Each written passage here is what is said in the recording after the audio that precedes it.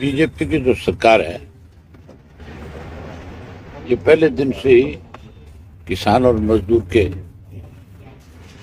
खिलाफ रही है। इसने हमेशा किसान को, मजदूर को, गरीब आदमी को कमजोर करने के लिए फैसले लिए। जो पहले किसान आंदोलन चला था उस आंदोलन में सारे देश के राजनीतिक पार्टियों के लोग किसान की बात करते थे और किसान के साथ खड़े होकर के उनको आश्वस्त करते थे कि हम आपके हितैषी हैं, आपके साथ जो आज अन्याय हो रहा है हम उसके लिए आपके साथ खड़े, हम आपकी लड़ाई लड़ेंगे। क्योंकि उस वक्त लोकसभा का चुनाव नजदीक था और सारे राजनीतिक दल ये चाहते थे कि लोकसभा में कहीं किसान की नाराजगी का सामना तुम्हें ना करना पड़े। कांग्रेस सबसे ज्यादा किसान की बात करती थी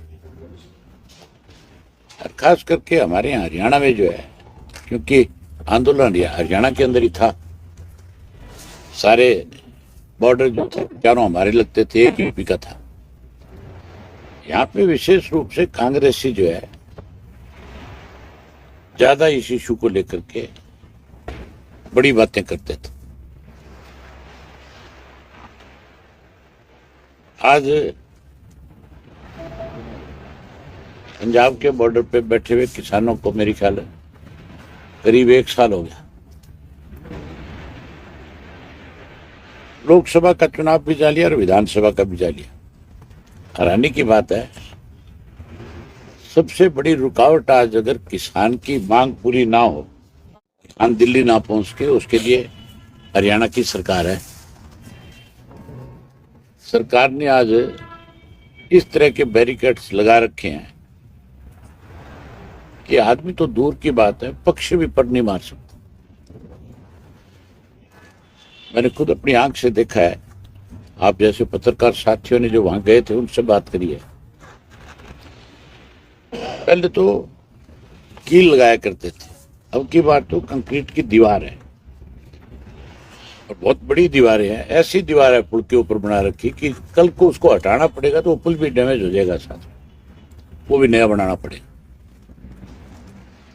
हमारी पार्टी का पहले दिन से एक फैसला रहा है, Indian National Lokdal party Chaudhary Devilal की नीतियों को आगे बढ़ाने वाली पार्टी है। हमने सत्ता में रहते हुए हमेशा गरीब आदमी को कैसे आगे बढ़ाया जा सके, किसान की फसल का एक एक दाना खरीदा जाए, मजदूर की न्यूनतम मजदूरी जो बढ़े उसको ज्यादा से ज्यादा सपोर्ट सरकार की मिले, इसके लिए हमने काम किए। और सत्ता से बाहर जब रहे, जब भी किसी ने किसान की, मजदूर की, गरीब की अनदेखी करी, हमने डट करके उसके साथ खड़े होकर के उसकी मदद करी। आज भी इंडियन नेशनल लोकदल पार्टी का एक एक कार्यकर्ता जो है इस आंदोलन में भी किसान के साथ है। हमने अपने पार्टी के सभी साथियों को बाकायदा तौर पे इस बात की हिदायत दी है, इस आंदोलन में जहां हमारी जरूरत पड़ेगी हम हर तरह से खुल करके किसान के साथ होंगे और उसकी मदद करेंगे। हमारी पार्टी चौधरी देवीलाल की नीतियों की पार्टी, और चौधरी देवीलाल हमेशा किसान के बहुत बड़े पक्षधर रहे। देश में किसानों का अगर सबसे बड़ा कोई नेता हुआ तो चौधरी छोटूराम को कहा जाता है।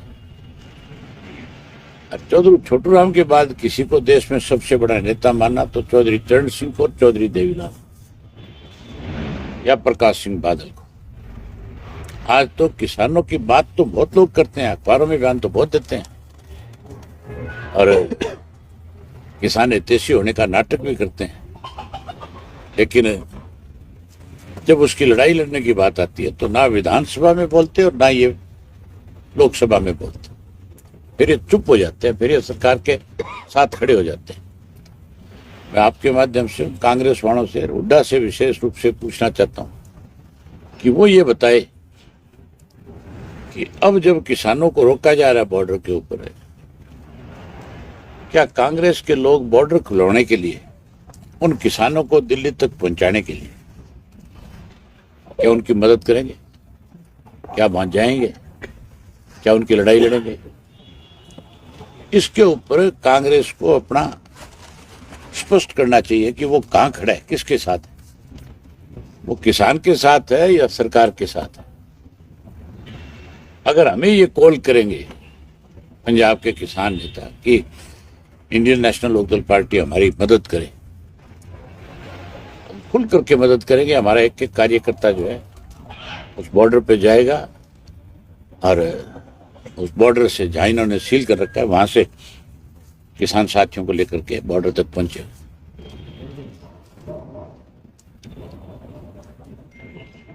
केवल किसान के नाम की राजनीति है। इस मौजूदा बीजेपी की सरकार ने किसान को बर्बाद कर दिया। मौजूदा बीजेपी ने देश को आपस में बांट दिया, अलग अलग कम्युनिटीज को बांटने का काम किया। आजकल ध्यान डाइवर्ट करने के लिए मंदिरों को लेकर के बहुत बड़ी चर्चाएं बीजेपी की तरफ से हो रही है। अखबारों में, मीडिया में, सोशल मीडिया में, सब जगह कभी संभल का बात आती है, कभी अजमेर की बात की जाती है, कभी कोई और किसी मस्जिद की बात होगी।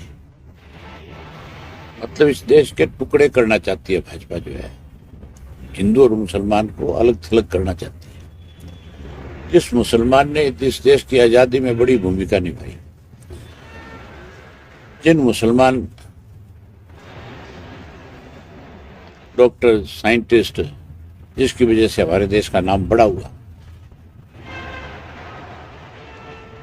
आज उन प्रतिभाओं को कैसे खत्म किया जाए, इस काम में बीजेपी लगी हुई है।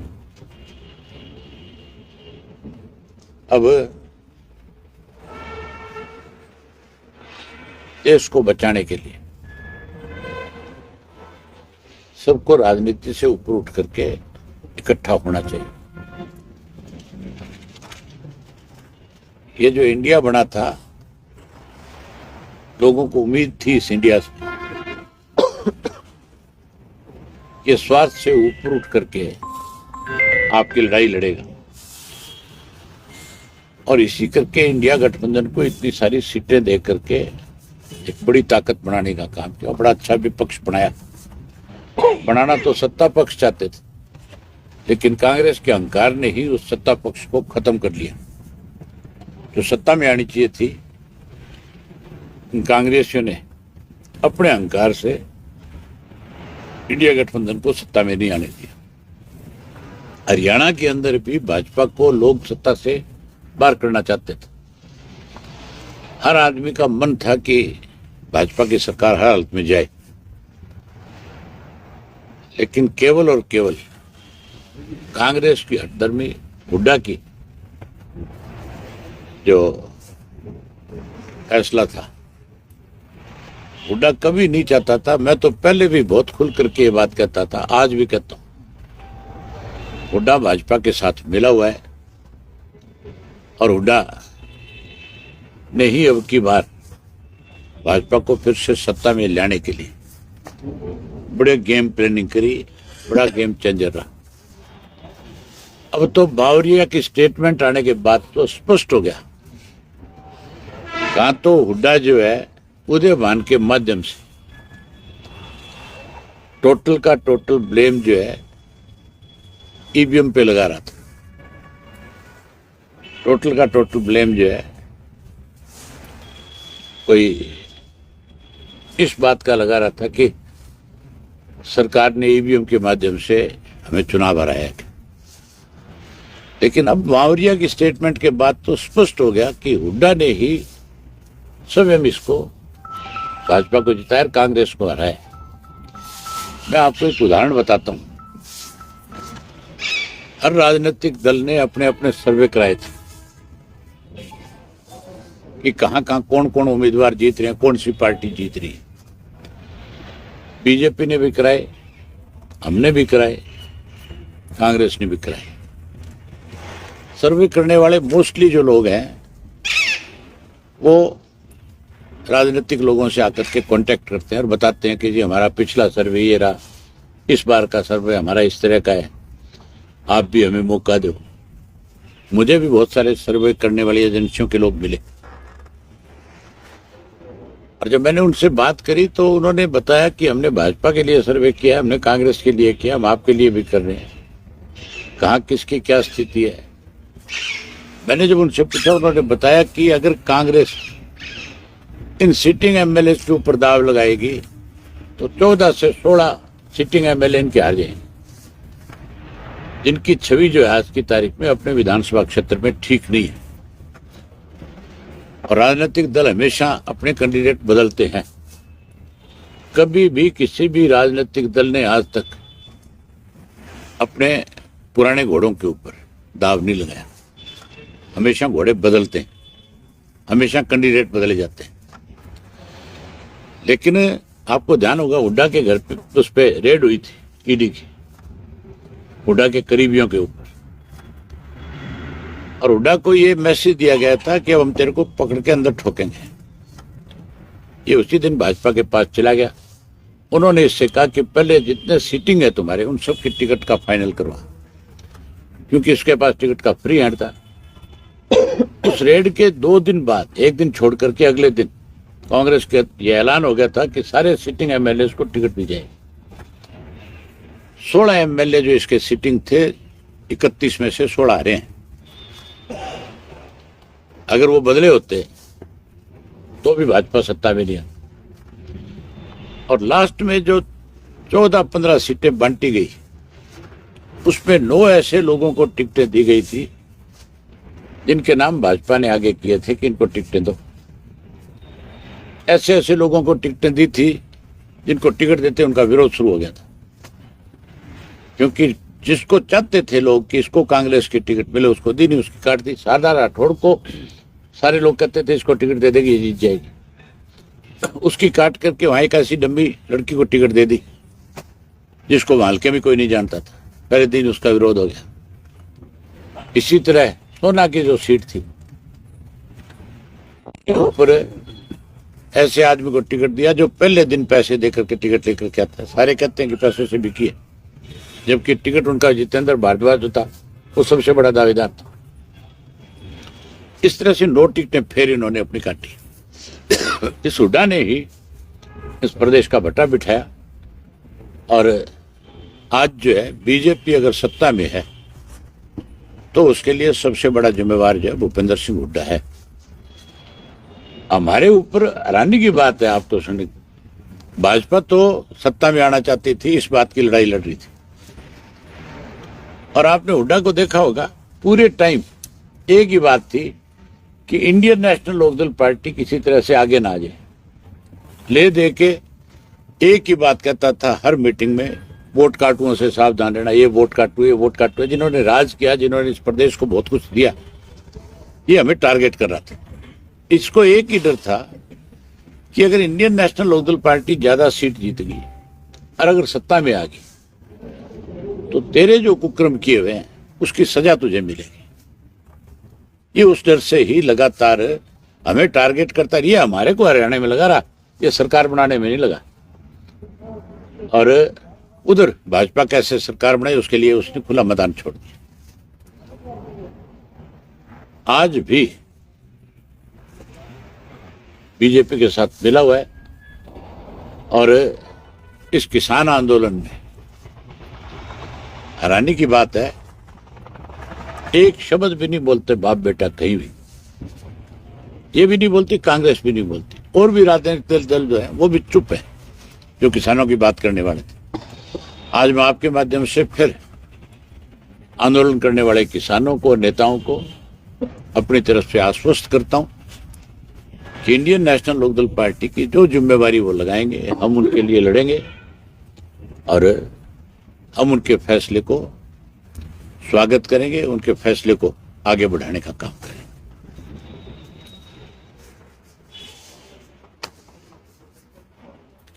आपने कोई अपनी तरफ से कुछ पूछना हो तो। सर, ईवीएम की जो आपने जिक्र किया है, ईवीएम पे सवाल उठाए जा रहे थे। कुमारी शैलजा ने भी कल उनसे पूछा गया था कि बाबरिया का जो बयान था उस पर क्या कहेंगे, तो इनमें फूट नजर आ रही थी, क्योंकि वो आप पहले ही कह मुझे रही हैं कि एक चीज बताओ, बात ईवीएम की करते हैं, मैं भी कहता हूं कि बैलेट से चुनाव होना चाहिए। हम भी इस बात के पक्षधर हैं कि बैलेट से अगर चुनाव होता है तो और बड़ा प्रजातंत्र होगा। हो सकता है कोई ईवीएम में हो गड़बड़, लेकिन शैलजा कैसे चुनाव जीती अगर ईवीएम में गड़बड़ थी तो? नहीं जीतती। हुड्डा कैसे जीता? ईवीएम में गड़बड़ होती तो मैं बाई इलेक्शन कैसे जीतता? फिर तो मुझे भी हराते। उस वक्त तो बीजेपी का मान के चलो बहुत कुछ दाव पे लगा हुआ था। उस वक्त तो भाजपा ये चाहती थी भी किसी तरीके से अभय सिंह को अगर हराएंगे तो किसान हारेगा। वो लड़ाई तो किसान के साथ थी। तो मैं इतना इस चीज को दोषी नहीं मानता। हाँ ठीक है, सारे देश के लोगों की एक डिमांड है कि ईवीएम की बजाय बैलेट से चुनाव, बैलेट से कराओ। लेकिन ये जो बहानेबाजी है इससे नहीं बच सकता हुड्डा। ये कह करके नहीं बच सकता कि ईवीएम में गड़बड़ थी। गड़बड़ तो हुड्डा में है। किसान आंदोलन को लेकर के जिस तरह से आपने इस्तीफा दिया, उसके बाद दोबारा आपने चुनाव लड़ा, तो क्या इस बार भी ऐसा कुछ इन लोग की ओर से किया जाएगा? कोई अगर इस तरह के हालात बने, उस वक्त तो मैं एक विधायक था, अब हमारे 2 विधायक हैं। अगर कोई जरूरत पड़ी तो हम उस तरह से फिर मैदान में आएंगे, क्या दिक्कत है? भाई साहब, इंडिया गठबंधन में सत्ता हस्तांतरण की इन दिनों में बड़ी डिमांड हो रही है। ममता बनर्जी के पास व्यवस्था है। ये गठबंधन जो था ना, ये कांग्रेस ने अपने स्वार्थ के लिए किया था। चौटाला साहब ने इस गठबंधन के लिए फतेहाबाद में चौधरी देवीलाल के जन्म दिवस के ऊपर सारे राजनीतिक दल के नेताओं से खुल करके कहा था कि कांग्रेस भी बेईमान पार्टी है और भाजपा भी बेईमान है। हमें इनको सत्ता से बाहर करने के लिए तीसरा मोर्चा बनाना चाहिए, जैसे जनता दल बना था उस तरह से। तीसरा पहले मोर्चा बनाओ, फिर कांग्रेस को अगर तुम कहते हो भी इसमें शामिल करना है तो कांग्रेस के साथ सीट शेयरिंग करो बैठ करके। अगर वो मान जाए ठीक है, नहीं माने तो अपनी लड़ाई लड़ो। अगर तीसरा मोर्चा बनता तो सत्ता परिवर्तन हो जाता। कांग्रेस स्वार्थी लोगों की पार्टी है। अपना अपना स्वार्थ पूरा करने के लिए इन्होंने जो इंडिया गठबंधन बना था, आज इसीलिए तो वो टूट रहा है।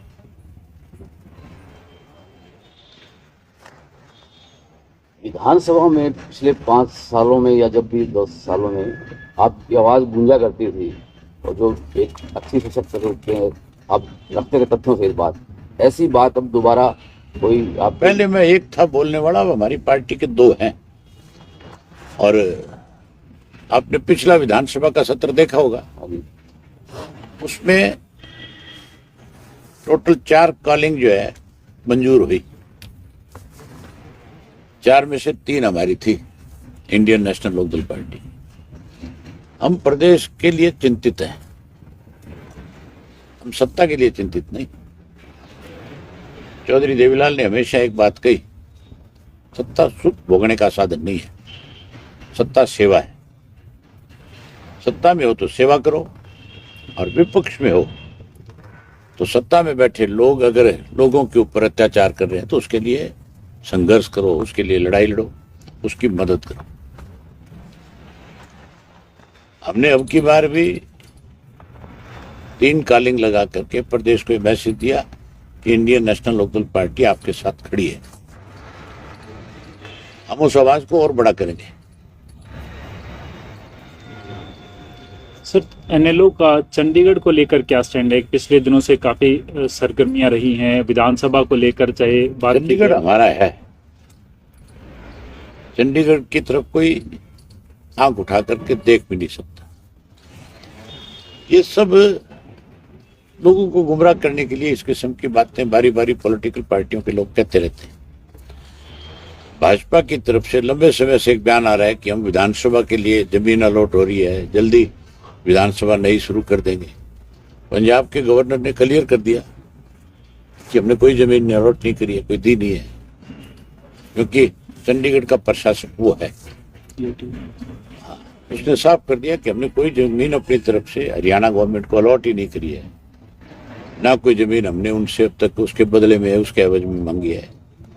हम अगर चंडीगढ़ में कोई जगह लें तो उसके एवज में दे क्यों? चंडीगढ़ में हमारा हिस्सा है, हम अपने हिस्सा ले रहे हैं, उसके बदले में देने का मतलब क्या है? आज प्रधानमंत्री की रैली है जी पानीपत में, हरियाणा की रोडवेज सारी की सारी रैली में लगा। तो और तानाशाह तरीका क्या होता है? प्रजातंत्र खत्म क्यों हो रहे हैं? ये सब चीजें सरकारी मशीनरी का दुरुपयोग जो है आज इसलिए है ये कि जिस विपक्ष को यहां ताकत दी लोगों ने वो भाजपा के साथ मिला हुआ है। मैं विपक्ष में था, अपोजिशन लीडर था, प्रधानमंत्री उस वक्त भी राय में आया था। मैंने खुल करके इस बात को लेकर के विरोध किया था कि सरकारी मशीनरी का दुरुपयोग नहीं होना चाहिए। हाँ ठीक है, बस से किराए पे सरकार ले सकती है, कोई पार्टी ले सकती है, लेकिन आप कितने लोगों को परेशान करते हो ये सोचने वाली बात है। अगर आपके यहाँ जितनी रोडवेज की बसें हैं वो बीजेपी ने किराए पे ले ली, पैसा दे दिया, बीजेपी के पास पैसा है, लेकिन जो रोज आने जाने वाले लोग हैं, गांव से शहर आने वाला है, कोई कोर्ट में आने वाला है, जिसके पास अपना कोई साधन नहीं है, उसके सामने कितनी बड़ी मुसीबत है। आज दिन किसी ने अपनी कोर्ट में कोई तारीख पे आना था, किसी ने डीसी ऑफिस में आना था, किसी ने कोई रजिस्ट्री करानी थी, वो कोई बस में बैठ करके जो आ रहा था उसके साथ कितनी बड़ी परेशानी है। आज अगर वो नहीं जाएगा, कल को उसके वारंट इशू हो सकते हैं। कोर्ट तो ये नहीं कहेगी कि भाई मुझे क्या पता, तू बस से आ रहा था, तू गाड़ी से आ रहा था, क्यों नहीं आया, जानबूझ करके नहीं आया, बहाने बनाए होंगे। किसी की आज रजिस्ट्री की तारीख होगी, अगर उसकी हाजिरी नहीं लगेगी तो कोई एक तरफा फैसला कर देगा कि नहीं कर देगा? तो इससे कितनी बड़ी परेशानी होती है लोगों को, इसके बारे में पहले सोचना चाहिए। इनको इस बात से कोई मतलब नहीं है कि कौन परेशान हो रहा है। सर SYL इन्होंने तो प्रधानमंत्री के सामने भीड़ इकट्ठा करके अपनी पीठ थपथपाई। SYL को लेकर आप लंबी लड़ाई लड़ते आ रहे हैं, लेकिन अब पिछले दिनों में सिर्फ सरकार से बात की जाती है तो या तो न्यायालय का एक्सक्यूज देते हैं या मीटिंग का एक्सक्यूज देते हैं, लेकिन कोई फैसला नहीं हो पा रहा है। लंबा सरकार के पास तो काम ही एक बचा है कि पंजाब का किसान दिल्ली ना पहुंचे, उसको कैसे रोका जाए, उसी काम में लग रही है। और सरकार के पास कोई काम नहीं है, खाली है, सिवाय अखबारों के कहीं नहीं है सरकार। बेरोजगारी दर भी सर बढ़ती जा रही है दिनों दिन आगे। अब ये कहते हैं नई सरकार, नई थोड़ी है, 11 साल पुरानी सरकार है। 10 साल से भाजपा सत्ता में है, ये 11वां साल चल रहा है। इस सब के लिए जिम्मेवार कौन है? बीजेपी जिम्मेवार है। चाहे बेरोजगारी बढ़े, चाहे कोई, आपने देखा नहीं, मंत्री जाकर के सड़कों पे ठोकर मारता है PWD का और सड़क निकलाती है, एक एक्शन को सस्पेंड किया जाता है, उससे पूछने वाला हो तो सारे मामले की इंक्वायरी कराना। 11 साल में क्या हुआ? 10 साल में सारी सड़कें चेक करवा। अगर तू इतना ईमानदार है तो फिर तू, मुझे लगता नहीं कि जिसको इसने सस्पेंड किया मंत्री ने उसके खिलाफ कोई कार्रवाई होगी। हो सकता है पहली बात तो बहाल हो गया होगा, नहीं 4 दिन बाद हो जाएगा। सर आज सुप्रीम कोर्ट में सुनवाई है, जो बॉर्डर हरियाणा पंजाब के बंद किए गए, आम लोगों की ट्रांसपोर्टेशन को लेकर भी असुविधा हो रही है और आंदोलन के अधिकार पे भी रोक लग रही है। अब देखो कोर्ट क्या फैसला करती है। कोर्ट ने तो पहले भी कहा था भी खोलो, सरकार ने उसके लिए कोई नया रास्ता निकाल लिया रोकने का। आज क्या फैसला करे कोर्ट? हम तो चाहते हैं कोर्ट खुलवाए रास्ता, किसान को जाने दे। दिल्ली जाने के लिए आप किसी को कैसे रोक सकते? दिल्ली हमारी कैपिटल है, फिर प्रजातंत्र का है। इसका मतलब आप एक कम्युनिटी को पुलिस के बल से रोकना चाहते हो। एक तरफ उसके हक की बात करते हो, दूसरी तरफ जो है उसके सामने परेशानी खड़ी करते हो। ना उसको खाद मिलता, ना बीज मिलता, ना उसकी फसल बिकती, ना उसको कीड़े मार दवाइयाँ ठीक मिलती। वो इसीलिए तो आंदोलन कर रहा है। उसको भाव नहीं मिल रहा। हमारा मुख्यमंत्री बयान देता है कि हरियाणा में हम एमएसपी पे खरीद रहे हैं, पंजाब की सरकार खरीदे। एमएसपी बनाता कौन है? केंद्र की सरकार। एमएसपी पे कोई फसल खरीदी जाएगी, पैसा कौन देगा? केंद्र की सरकार। आज भाजपा की सरकार हरियाणा में है तो हो सकता है वहां उनको पैसा मिल रहा हो, पंजाब में पैसा दे दो, सरकार खरीद लेगी।